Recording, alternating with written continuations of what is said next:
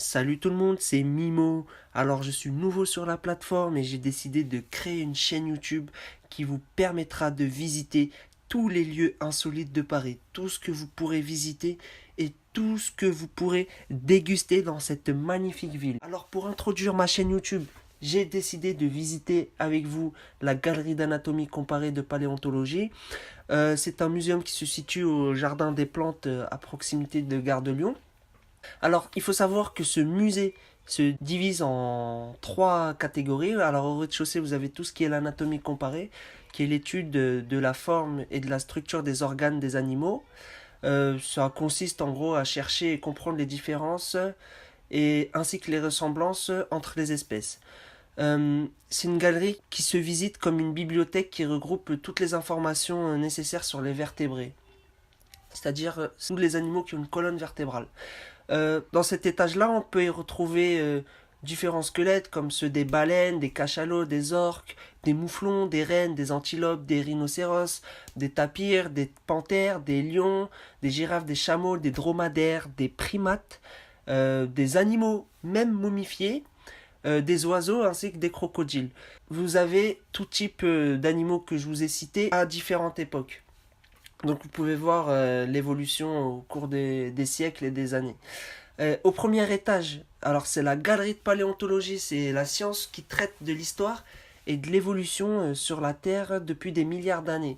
En gros, c'est un regroupement de fossiles. Et qu'est-ce que c'est qu'un fossile? Un fossile, c'est une trace de vie animale qui a existé auparavant. On y retrouve des fossiles aussi qui retracent l'évolution de l'homme. Vous pouvez retrouver Lucie, qui est un australopithèque, un homme préhistorique. À cet étage-là, nous trouverons également des dinosaures carnivores, comme par exemple j'ai pu voir la tête d'un Tyrannosaure Rex, mais aussi des dinosaures comme le Diplodocus qui sont, quant à eux, herbivores. Le deuxième étage est un énorme balcon où l'on peut observer des invertébrés fossiles, comme par exemple les mollusques, les crustacés, les arachnides, les insectes. Mais ce balcon a aussi la particularité de nous permettre d'observer les grands dinosaures, comme par exemple le Diplodocus, qui est assez difficile à observer vu du sol. C'est un étage qui, selon moi, en tant qu'amateur dans le domaine, je connais absolument pas grand-chose, c'est l'étage le moins intéressant, c'est-à-dire qu'il est pas impressionnant par rapport aux autres. Maintenant, je pense que j'ai assez parlé. Je vais vous laisser découvrir le musée en vidéo avec les quelques extraits que j'ai pu filmer lors de ma visite.